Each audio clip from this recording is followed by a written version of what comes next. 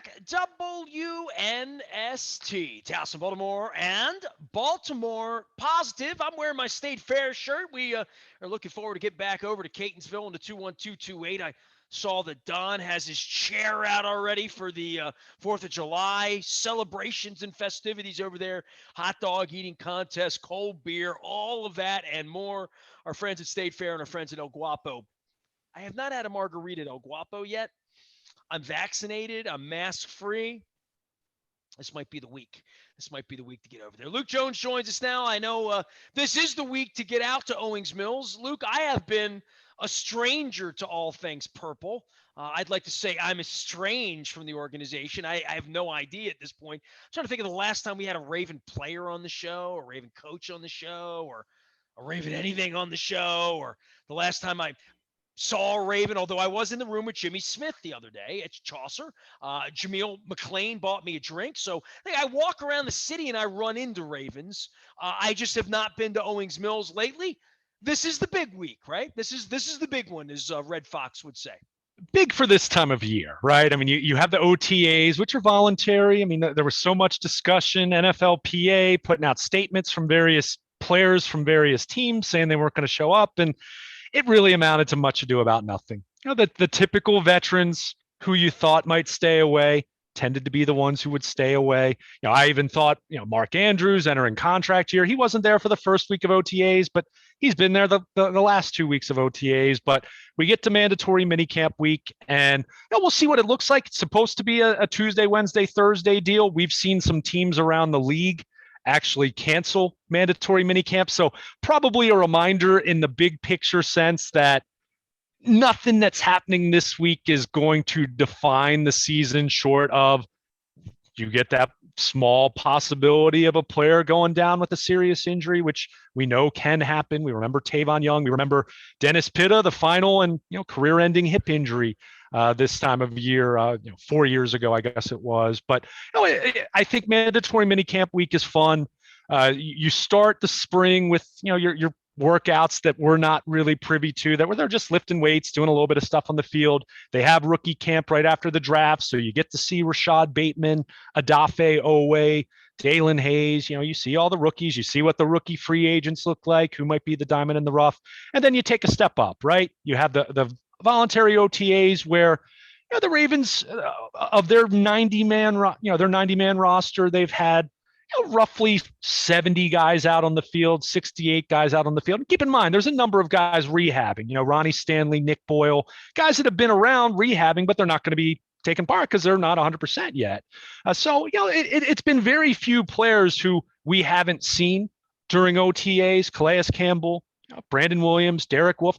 And let's face it, guys at their stage of their career where defensive linemen in their 30s, there's not a whole lot they're getting out of the first few weeks of voluntary OTAs. But mandatory minicamp is when, as far as all the players that are healthy and under contract, there's no franchise tag situation for the Ravens this year. You see what it looks like. And you see those guys out there.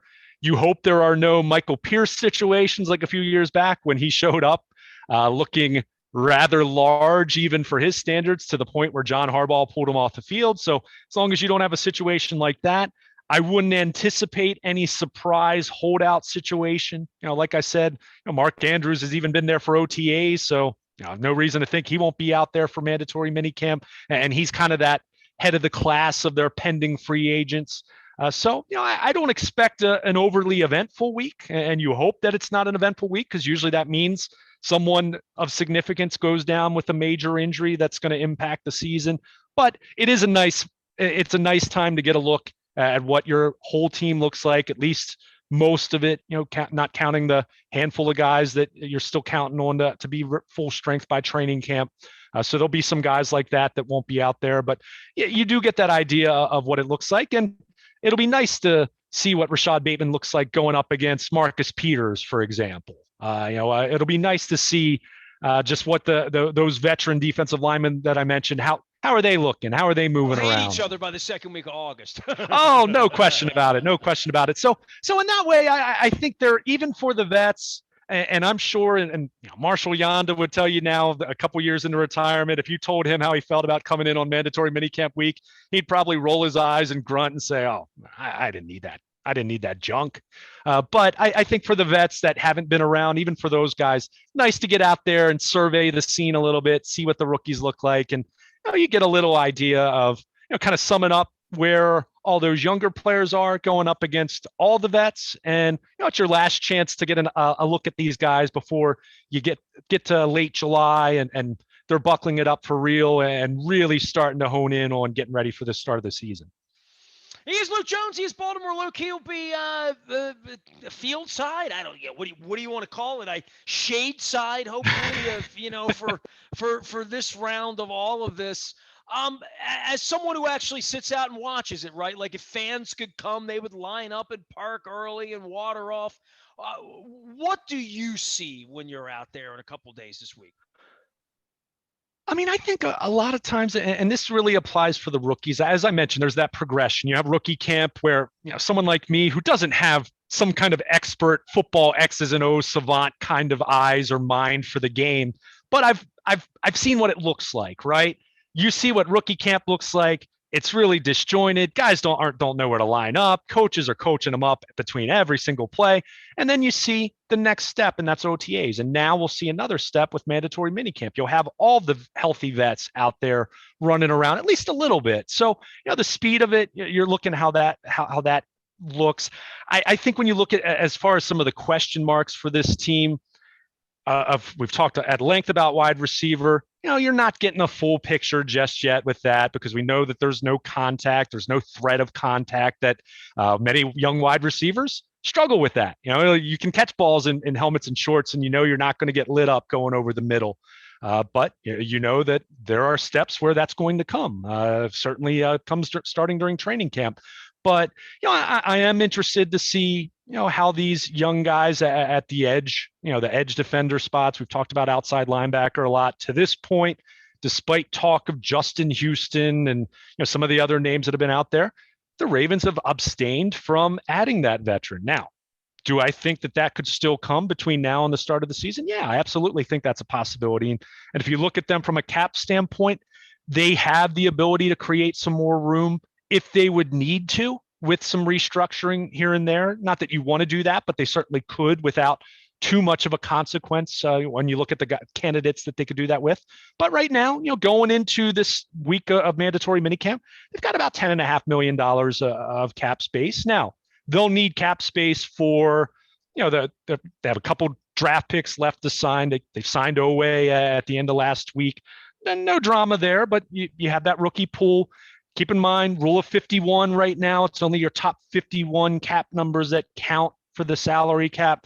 You do need money once you get to the end of the preseason, going into the regular season.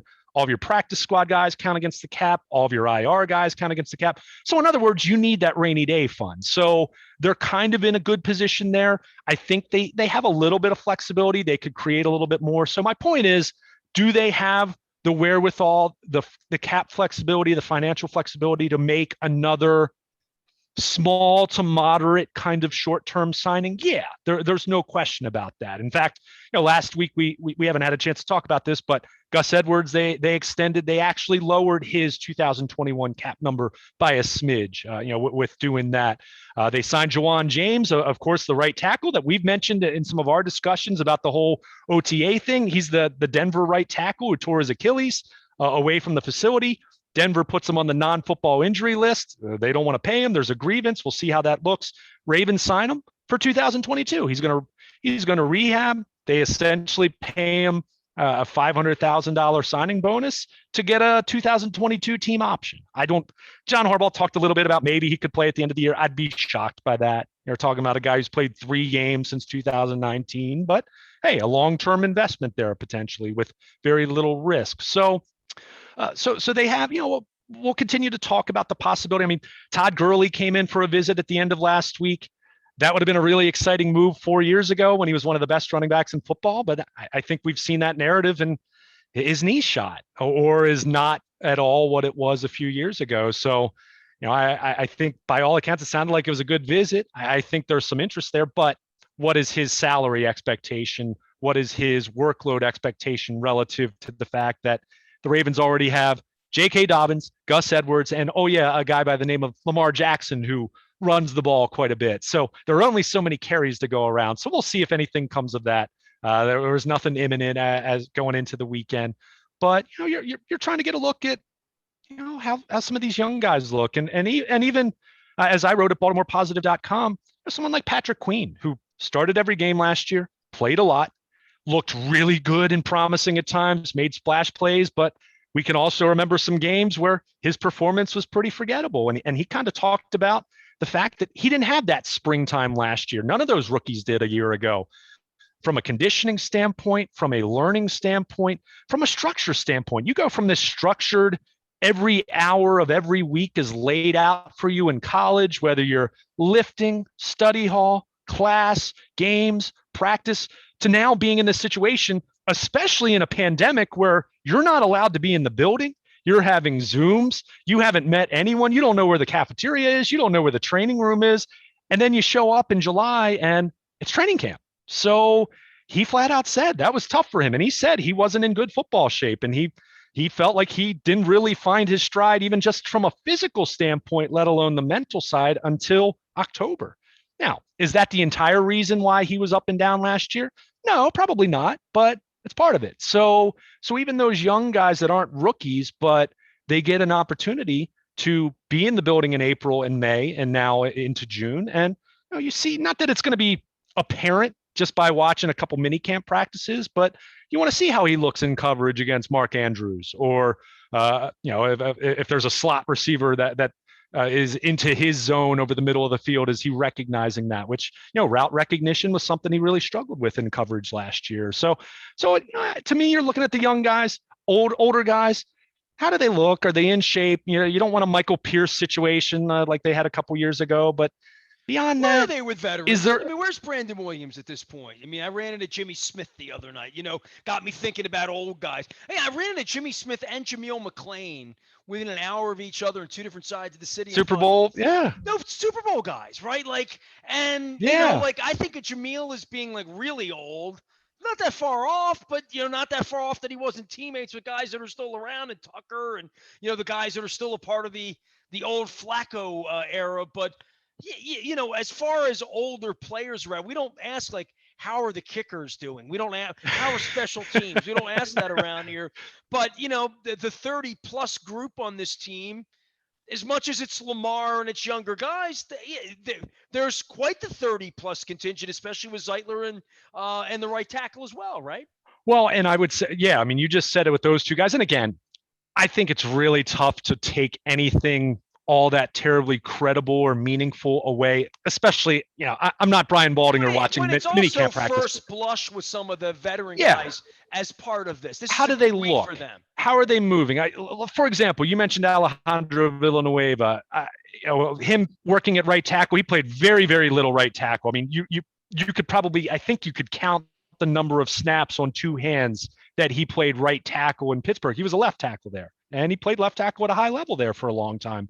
So it is different. I could vividly remember you and I talking to Marshall Yanda the year his shoulder was messed up and he moved to left guard. Remember, they thought he was going to be done for the year and he decided he was going to try to play left guard. And he played left guard at a Pro Bowl level. Speaks to his Hall of Fame career and how great he was. But he even talked about that's tricky in some ways. Not that it's exactly the same, but in certain movements, it feels a little bit like if you right-handed your whole life and suddenly you're right and left-handed. You can probably, after a while, be able to do it at a capable level where it's legible, but it's certainly not going to be the same penmanship you have as a right-handed writer or tying your shoes, whatever. I would call it batting right-handed and left-handed because it's movement, all of it's different. And as much as Orlando Brown had his issues, and we talked about cojones of the Ravens to make moves and deal players and not be afraid to deal players, Orlando Brown's not on the team all of a sudden, right? He's not here. But to his credit, and this is something I always said about Michael Oher, even though Michael Oher didn't live up to the hype of the blind side, he could play right tackle and then move to left tackle snap to snap if need be. When you remember guys like Gaither and some of the guys they had playing either tackle spot that were injury prone way back when, guys can do that. And I think Villanueva will be able to do it, but it is an adjustment. That's why it has been nice. And I'm not surprised, guy that, most guys that are newcomers, veteran free agents that have signed, they typically, maybe they're not there every day for OTAs, but they're there for most of the time. But he's looked fine so far, as much as you can glean from, again, practicing in shorts for play in the trenches. But you mentioned Brandon Williams. Not that I'm expecting to see anything all that significant this week unless someone's out of shape. And I'm not saying Brandon specifically, but just generally speaking. I mentioned the Pierce example a couple years ago and how disruptive that was to the start of his training camp, even from a weight and conditioning standpoint. But you do look at this, and this is one reason why I looked at that draft class that they had, and we knew going in that this was not a good defensive tackle draft class. I mean, everyone talked about that, and I think the numbers ultimately would bear that out when you look at the just lack of interior defenders up front that were taken in the first few rounds of the draft. Weren't many, but you look at how the Ravens profile right now. You have Brandon Williams, in it well into his 30s at this point, last year of his contract. Same thing with Calais Campbell. Derek Wolfe, they did re-sign. He's under contract beyond this year, but again, other side of 30. Justin Ellis, one of their top reserves, 30 years old. So and he's only signed through this year. So you do have a situation where plenty of talent there still. Have the utmost confidence those guys will still be able to play at a high level in 2021. Is it as good as last year? All those guys sure. No question about it. But there is the reality of you are talking about older football players. And a lot of people talked about Calais Campbell last year. I mean, he was banged up, and Calais Campbell had been very durable in the 5 years before that. I always famously said this to you, and probably Joe Flacco was the topic at the time. Durable guys are durable until they're not anymore. And that's just something, it sounds silly, but you think about it, just because you've been durable your whole career, you do get to a point where the body does start to wear down. So are we going to draw any conclusions from this week on that? No, but I think that's going to be something as we get into the 2021 season. That's why it's so important to see what Justin Madubuike did the second half of last year, where he looked like a guy that, hey, he's probably not going to start this year, but he's going to be a big part of the rotation. And he looks like a guy who can be a starting caliber defensive tackle and maybe be an above average player at that position. You're hoping, whether it's Broderick Washington and his legal issue that he had that, was remedied and recently, it looks like he'll be available. Does he take a step forward to be part of the rotation? Is it one of the rookie free agents that they have? Aaron Crawford, who played in the Pittsburgh pandemic game last year, the COVID outbreak game, and played pretty well. I'd like to see one or two other young defensive linemen emerge as the year goes on, and you're going to have to evaluate. Brandon Williams, Calais Campbell, not under contract. The lines are kind of old, right? Well, I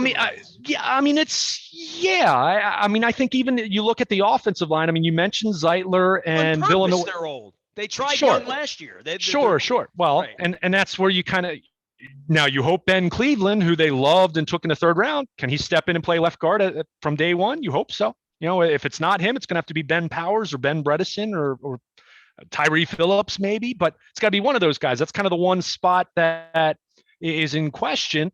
But Stanley coming back from the ankle, we're not going to see him this week. I think the hope is he's ready. If not by day one of training camp, you're hoping by, week or two into that, that he has enough time to ramp up for the season, but that'll be a question mark until we see him. Bradley Bozeman playing center to this point, the snaps, I haven't noticed them. It's like an umpire, right? If you haven't noticed him, he's doing a good job, especially this time of year when they're not blocking full speed and full contact. So the wind's not blowing and the rain's not coming in Buffalo. I think it's interesting because you mentioned a few minutes ago a name I'm going to bring up. Ryan Jensen, if you recall, became the starting center his contract year and played so well that he played it into a monster contract. I do think it's going to be interesting to see what happens with Bradley Bozeman, not making the assumption that he blossoms into a Pro Bowl center, but even just assuming, hey, he does a rock solid job and you feel comfortable with him. Okay. Can you get him signed? Can you get him signed at a level that is tenable and palatable to you, knowing that you've already paid Ronnie Stanley a boatload of money You're going to have to be paying Mark Andrews a boatload of money. You're going to be paying Lamar Jackson a boatload of money, whether it's this year or next year. It's coming. So he's one of those guys that I think it's going to be interesting. At what level does he play at center? A position that he's familiar with in his college days, but hasn't played there in the NFL, at least in the game setting. So what does he look like? And what does that mean as far as, do the Ravens get something done with him for a long-term deal? Wouldn't expect it to be lucrative. I mean, he's been solid, but he hasn't been a Pro Bowl guard. But, what's your value for him? Or does it get to a point where he plays well there and he has designs, much like Ryan Jensen did, of saying, hey, I'm going to go to the market. I was a late round pick. I didn't make much of my rookie deal, which would be totally fair for him to think that way. So you are looking at that. And I think it's interesting you mentioned it because, that it hits you in the face a little more obviously with the defensive line, just seeing so many 30 somethings, but you do look at the offensive line. It is a little bit of an older group. Zeitler did not have a fantastic season last year with the Giants, but he played well, and he's played well for a long time, and he's not so deep into his 30s where you're worried about major drop off. Is he going to be a Pro Bowl player there? Well, he hasn't been a Pro Bowl player to this point in his career. A lot of that's probably because of Marshall Yanda and playing in the AFC all those years. But you want him to play at a high level. And Villanueva, your expectations to me, can he be an average starting caliber right tackle? If he can do that, be middle of the pack. If you were ranking the right tackles in football, then that should be more than enough for this team to have an upgraded offensive line from where they were ago. Maybe even more so than that, given the way they run the ball. Well, and that's what I mean. I'm saying kind of average in a vacuum, but then when you talk about what the Lamar effect, the effect of just their system, J.K. Dobbins being what I think is a pretty special talent, and really looking forward to seeing what he does. He's a guy we haven't talked a whole lot about, but he averaged 6 yards a carry last year. Well, and they gave Gus Edwards all the money last week. Yeah, they gave Gus Edwards 2 years, $10 million. Gus Williams, I went back with that one. That's right. Yeah, I like that. It's good. But, I mean, and that's what's been funny. I mean, and you and I, we fought about this a little bit, good-natured fighting, but sparring about it. Yeah, I do think there's an expectation and an emphasis and a priority to improve their passing game. At the same time, we still know what the heart and soul of this offense is. It's the running game center anchored by Lamar Jackson being the greatest rushing quarterback in NFL history. I mean, that's where it starts, and then everything branches off of that, including the passing game. But I mean, that's still going to be what they do. And I think with the moves they've made with their offensive line, assuming Ronnie Stanley comes back and is Ronnie Stanley, which again, 2 ankle surgeries, so it's something that I don't think there's a doubt that he'll get back to that point. But is it week 1, or is it halfway through the season, or is it not until 2022? If it's something that lingers and he's dealing with some difficulty with just getting all the way back. So, line play is not exciting. We know that. That's not what people were talking about on ESPN and hot takes and all the different, talking heads talking about those guys. But last year was a great example of how important it was. The Ravens endured the loss of a Hall of Famer to retirement. They lose their all-pro left tackle. We said it at the time.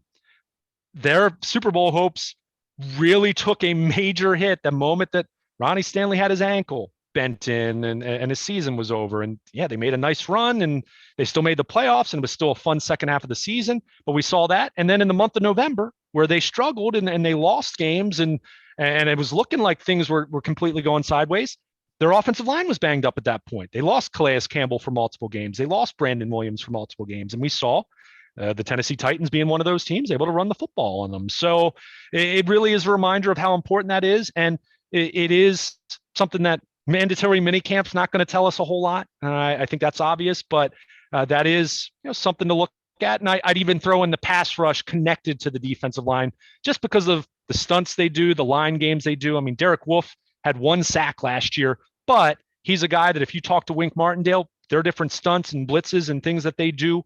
We know how aggressive they like to be, how deceptive they like to be.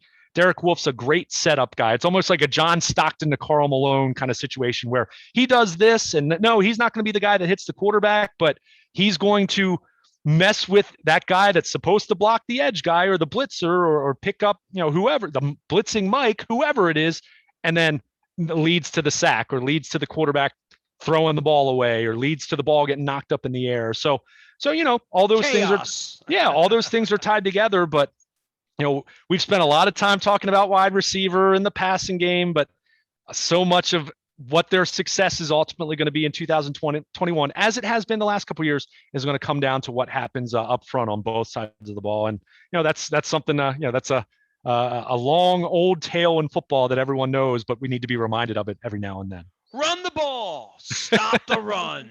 Yeah, that's all we need to do. Luke Jones will be doing all that. He'll be running out to Owings Mills all week. He is Baltimore Luke out on Twitter and Facebook, and I'm out on LinkedIn and Instagram and all those places. We're out at Baltimore Positive. We're getting ready for our crab cake tour and kicking this thing off with some local political types. We're going to be on the road beginning August 1st, the entire month of August, 30 crab cakes in 30 days. I'm working on the itinerary as we speak through the month of June as we get ready for mandatory minicamp. Better show up, Luke. Better hydrate out there, all right?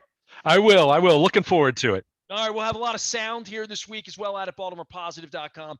Luke and I will be participating in the the Zoom videos of the press conferences. I'm Nestor. We are WNST.net, AM 1570, keeping it real with our friends at Royal Farms. Chicken Palooza around the corner. We're weeks away. They've told me I'm going to get the new shirts this week, so I'm looking forward to that. We'll see how that goes. Big shout out to our friends at Royal Farms. Real fresh, real fast. Where I'll be gassing up for the crab cake tour here at BaltimorePositive.com.